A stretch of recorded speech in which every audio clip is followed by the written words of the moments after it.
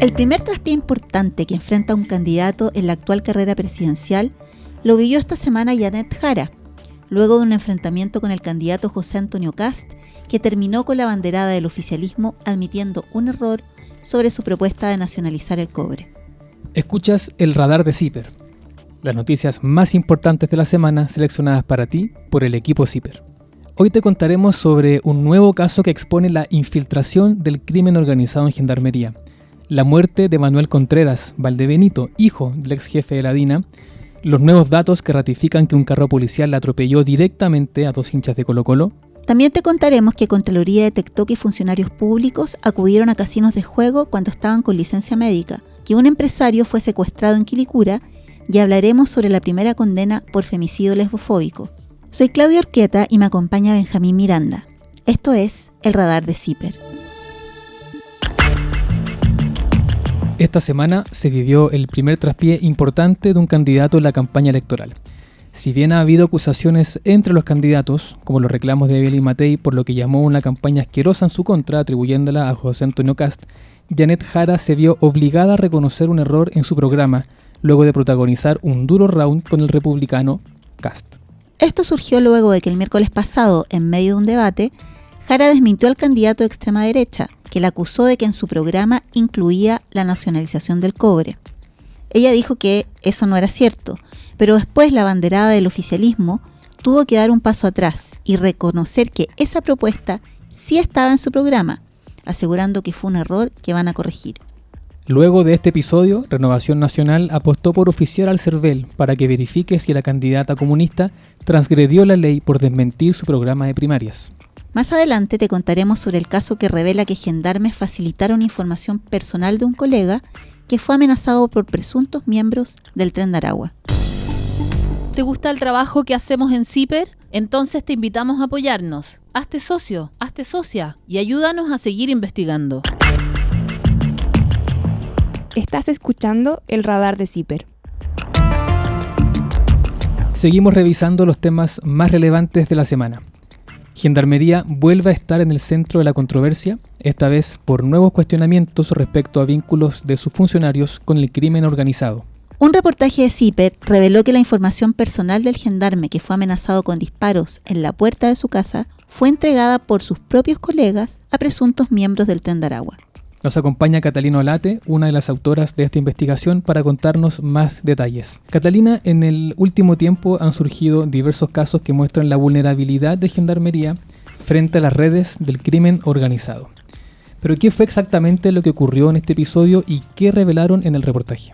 Bueno, si recordamos, en abril pasado hubo una amenaza contra un comandante de Gendarmería que vive en Cauquenes y que prestaba servicio en la cárcel de Santiago 1.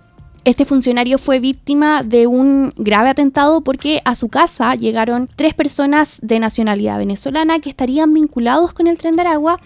En ese episodio dispararon 10 balas contra su hogar y además le dejaron una corona funeraria y una carta con amenazas de muerte tanto para él como para su familia. La investigación penal ha seguido su curso, pero lo que nosotros revelamos esta semana es que los datos personales de este gendarme, su dirección, nombre de familiares, celulares e incluso el día que iba a estar libre, fueron proporcionados por otros compañeros de Gendarmería a este grupo. Ahora, este caso también tiene otra particularidad. Sí, Benjamín, porque es el primer atentado directo contra un funcionario que está en contacto con el crimen organizado, al menos que nosotros conocemos, y lo grave de esto es que no sabemos qué política está tomando Gendarmería al respecto, quien tampoco respondió a las consultas que enviamos para este artículo. Otro aspecto relevante o interesante en realidad sobre este tema es que estos funcionarios de Gendarmería puede que no estén siendo corruptos necesariamente, sino que pueden ser víctimas de algún tipo de amenaza o estén siendo extorsionados. Por lo tanto, es súper importante que Gendarmería investigue este tipo de asuntos. Bueno, la experiencia internacional nos ha demostrado que el crimen organizado, una vez que estas bandas son desarticuladas y dejadas en prisión, continúa operando, pero ya desde el interior de las cárceles. Catalina, ¿cuál es la importancia de poner la atención al rol de Gendarmería y de estar atentos a este tipo de casos? En CIPER tenemos una gran preocupación sobre esto porque hablando con colegas de Brasil, Perú, Ecuador, Venezuela y Colombia incluso, la experiencia internacional nos demuestra que el crimen organizado sigue operando desde las cárceles porque el organismo que resguarda los recintos penitenciarios, es decir, los CIMI y la Gendarmería, han permitido que las cárceles se conviertan en un lugar agradable para este tipo de reos, ¿no es cierto? Y dejan ingresar drogas, alcohol, celulares, lo que permite estar conectados con el mundo exterior e incluso visitas no autorizadas. Y de esta forma, los líderes de estas organizaciones siguen ordenando crímenes desde los penales. Y esto es algo que ya ha pasado en Chile y que ya se ha expuesto en la prensa, ¿cierto? En ese sentido, da lo mismo si la PDI hace su pega o si la Fiscalía hace su trabajo y dejan preso a los jefes de los distintos clanes o células del crimen organizado, si desde los penales se reorganizan y van a tener este tipo de comodidades o facilidades. Gracias, Catalina. Te invitamos a leer el reportaje completo en ciperchile.cl y a continuación te contaremos más sobre la muerte del hijo del Mamo Contreras. ¿Te gusta el trabajo que hacemos en Ciper? Entonces te invitamos a apoyarnos. Hazte socio, hazte socia y ayúdanos a seguir investigando. Continúa escuchando el radar de Ciper. La muerte del hijo del ex coronel del ejército y jefe de la DINA, Manuel Mamo Contreras, se produce en medio de una campaña presidencial, lo que lo transforma en un personaje incómodo para el mundo político que apoyó la dictadura. Falleció el miércoles 6 de agosto y fue sepultado al día siguiente en silencio y rápidamente. Hace 10 años, el periodista Juan Cristóbal Peña entrevistó en varias ocasiones a Mamito Contreras mientras escribía un perfil periodístico sobre su papá, el hombre de confianza de Pinochet y principal rostro de la represión y el exterminio durante la dictadura como jefe de la DINA. El periodista publicó este perfil en el libro Los Malos, y a continuación nos cuenta algunos aspectos de esa conversación. Manuel Contreras Valdebenito fue quien conoció de primera fuente todos los secretos de la DINA, secretos que ahora él, el hijo, se lleva a la tumba. Y también fue alguien que vivió permanentemente hasta los últimos días a la sombra de su padre. Alguien que defendió, que adoraba a su padre, pero que a la vez lo padeció. Y en ese sentido, en uno de los encuentros que tuve con él, me dijo muy claramente, bueno, yo soy una víctima, otra víctima de mi padre, aunque eso no le importa a nadie. La figura del Mamito Contreras cobró relevancia propia en 1988, cuando asesinó de 12 balazos al capitán del ejército y agente de la CNI, Joaquín Molina Fuenzalida, en medio de una fiesta. Juan Cristóbal Peña nos cuenta más detalles sobre este episodio.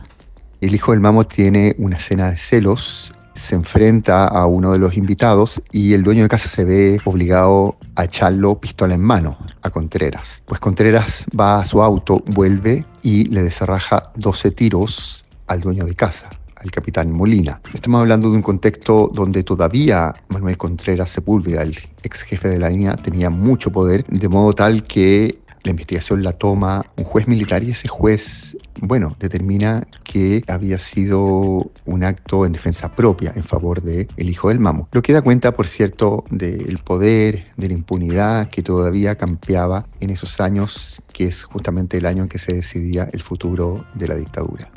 La muerte de Mamito podría incomodar a quienes reivindican el legado de la dictadura, especialmente en este periodo electoral. ¿Cuál es el peso de las figuras del Mamo Contreras y de su hijo dentro de la derecha en vísperas de las próximas elecciones presidenciales? Esta es la reflexión de Juan Cristóbal Peña. La figura del Mamo y de su hijo, el Mamito, son figuras incómodas para la derecha. Podemos tener candidatos que puedan reivindicar la dictadura y que puedan incluso velar por liberar a los criminales de los crímenes ocurridos en dictadura, pero luego, si el escenario les conviene, los desconocen, ¿no? Los esconden. Son personajes que por su férrea defensa de la dictadura, se van acomodando a los intereses del momento de los candidatos a la presidencia de la derecha y de la extrema derecha. Si quieres leer parte del perfil que publicamos, puedes visitar la página de ciperchile.cl. A continuación, volvemos con nuevas revelaciones sobre la muerte de los 2 jóvenes atropellados por carabineros a las afueras del Estadio Monumental. Si te gusta el trabajo de Ciper, puedes apoyarnos. Hazte socio, hazte socia y ayúdanos a seguir investigando. Continúa escuchando el radar de Ciper. Nuevos informes de carabineros, del Servicio Médico Legal y testimonios ratifican que el atropello por parte de un carro policial a 2 jóvenes en las inmediaciones del Estadio Monumental fue en forma directa. Esto difiere de la versión inicial que indicaba que el vehículo policial habría golpeado una reja de contención conocida como valla papal y que esa estructura aplastó a las víctimas. Ese relato, descartado por los nuevos antecedentes que revela CIPER, provenía de las comunicaciones internas de los carabineros que estaban a bordo del carro. Uno de los testigos claves de la investigación es la cabo primero de Carabineros Jocelyn Soto, quien presenció a escasos metros el atropello de las víctimas Martínez Riquelme y Milán Liempi. En su segunda declaración, Soto dijo que vio a otras 2 personas saliendo por debajo del carro policial y que se retiraron caminando, pero hasta el momento no han sido identificadas. El reportaje muestra que Carabineros en este caso habría actuado fuera de protocolo para restituir el orden público. Mauricio Weibel, el autor de este reportaje, nos cuenta los detalles. CIPER accedió a informes secretos de Carabineros, a reportes del Servicio Médico Legal y a testimonios de policías. Todos estos antecedentes indican que una turba intentó realizar una avalancha e ingresar a la fuerza al Estadio Monumental. En ese contexto, Carabineros hizo maniobras y logró dispersar a la multitud. Sin embargo, el carro J1224, pese a que había pasado la emergencia, no se detuvo, siguió andando e impactó de forma directa a ambos jóvenes, atropellándolos y dándoles muerte. Puedes leer la nota completa en ciperchile.cl. Contraloría detectó que 13.000 funcionarios públicos acudieron a casinos de juego mientras estaban con licencia médica.